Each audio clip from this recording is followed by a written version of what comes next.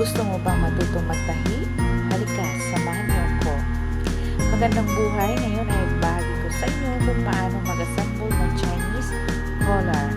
Una, i-layout ang pattern sa fusible pilon. Itong klaseng pilon ay didikit mo ito gaya ng pagdikit mo sa jowa.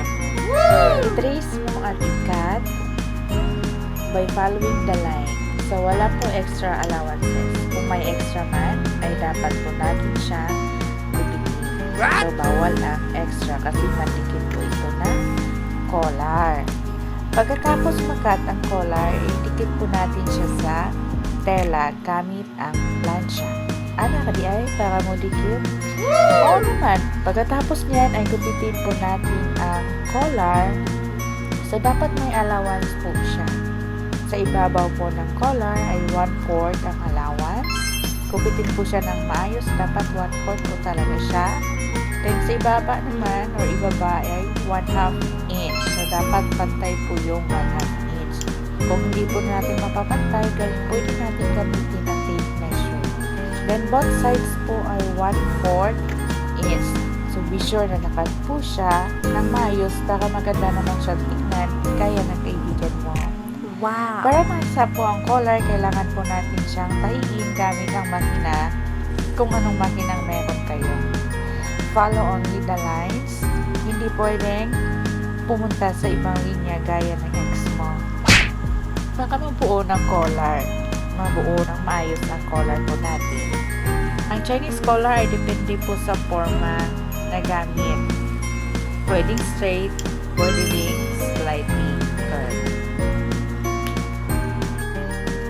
Then, gupitin po natin and i-slash po natin siya kasi curve po yung collar natin para pag-reverse hindi po siya magkikitingnan.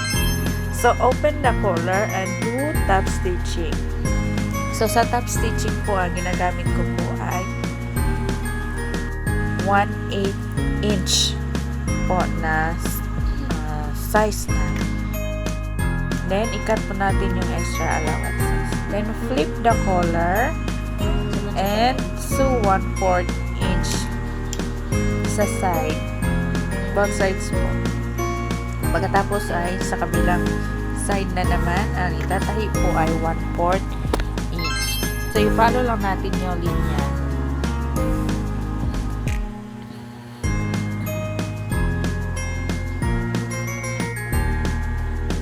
Then, baliktarin na po natin or i-reverse na po natin ang collar. So, dandahan lang po natin i-reverse. Then, be sure na yung end po ng collar is pointed po siya. So, depende na po sa inyo kung anong gagamitin nyo. May collar na slightly curved, may collar na straight ang end. Then, pagkatapos niyan ay i-close po natin yung collar. So, depende na po yan kung anong klaseng stilo sa pag-attach po ng collar ninyo. So, sa akin yung isa lang.